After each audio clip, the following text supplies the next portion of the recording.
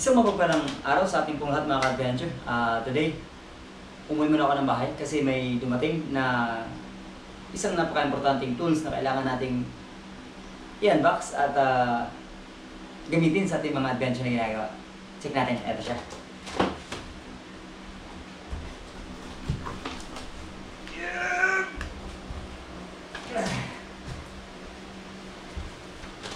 Ang laki! Ito yung nagmula sa Blue Tea. Ang last time na nagkaroon tayo nito is matagal na panahon na at maliit. But this time, mas malaki. So I do believe, mas powerful ito. Kaya tara, tignan natin. Let's go!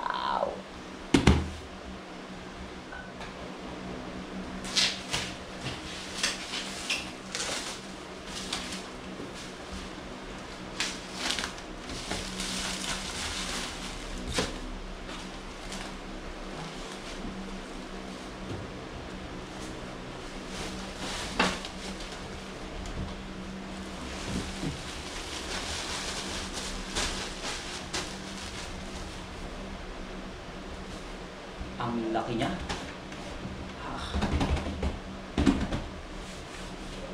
We'll see. Tignan natin.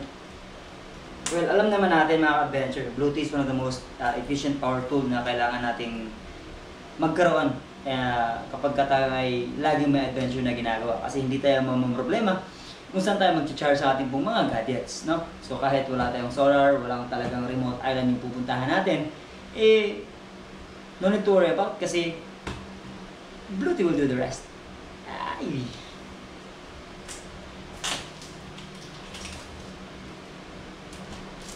Let's go.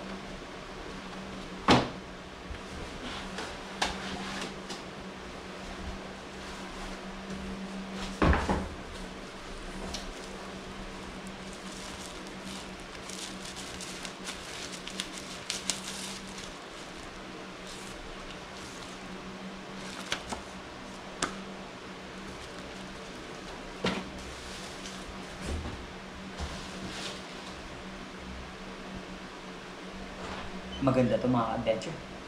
Bet na bet ko, maganda talaga to. Hawakan to lang eh. Grip pa lang. Okay na. Yeah. You'll see it here. Grabe.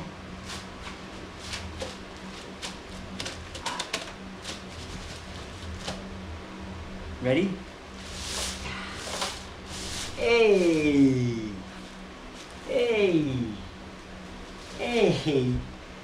Napaka-angas! Napakaganda! Tignan nyo naman! Sobrang power nito mga ka-adventure. And covered na rin yung kanya pong mga DC and DC output tsaka DC input, no? So again, pwede tayong mag-charge ng kahit anong gadgets natin dito. And then all we have to do is talagang explore lang natin, no? We'll see. 34% na siya, pero grabe, sobrang compacted, and sobrang, ayan o, ganda ng pagkakagawa. Like the last time na nagkaroon tayo nito, even though na mas maliit yun, this is something really amazing, and so excited to use this. Thank you, Blue Tea Philippines, Blue Tea Asia, Blue Tea Global. Let's go! Siyempre, try natin, no? One of the best thing about Blue Tea is yung durability niya, no? It's one of the most elite power supply wherever we go. So, dito siya i-charge. Ayan. Get, kunin natin. Ayan. So, dito siya i-charge. Ayan. Silky smooth. Ayan. And syempre, yung kanyang USB na C-type, and then ang USB na A, 15 watts, and then USB A ulit. Tapos ito ay USB-C ulit, no? Kapag ka meron tayong mga cord na kagaya sa iPhone na C pareho yung dulo tsaka yung pang charge, and then yun.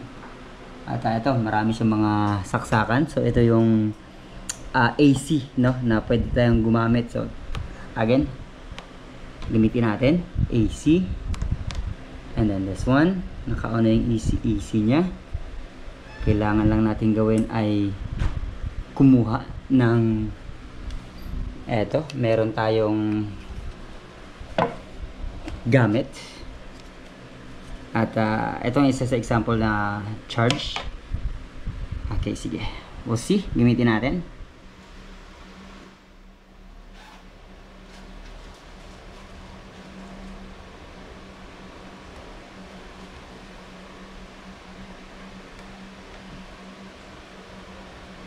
AC dito, mga saksakan na pang plug socket, tapos yung DC naman is yung sa mga USB, mga Type-C cords naman.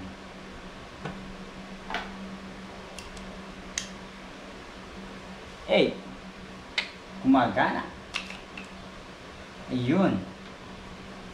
It's now charging, no? So talagang ayan.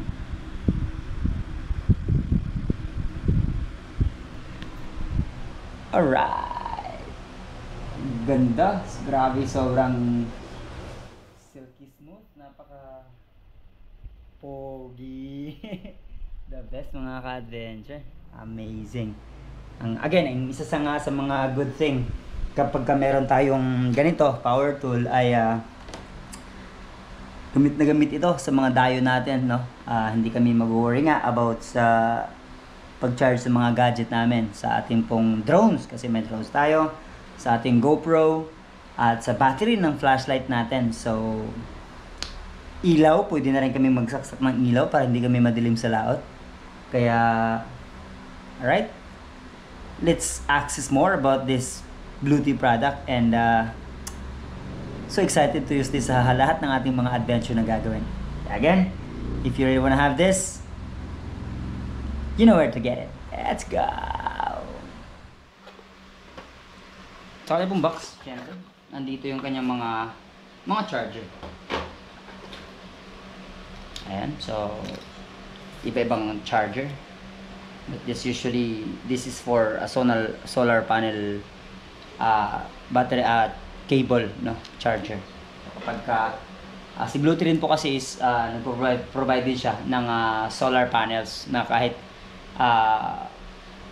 wala kang main source of electricity kagaya dito sa city, all you have to do is i-connect lang siya sa solar na provided din ni Blue Tea, and then through this mati-charge na natin yung Blue Tea natin, no?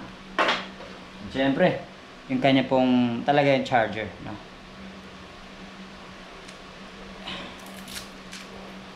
Ayan, talagang sobrang heavy duty to. Alright.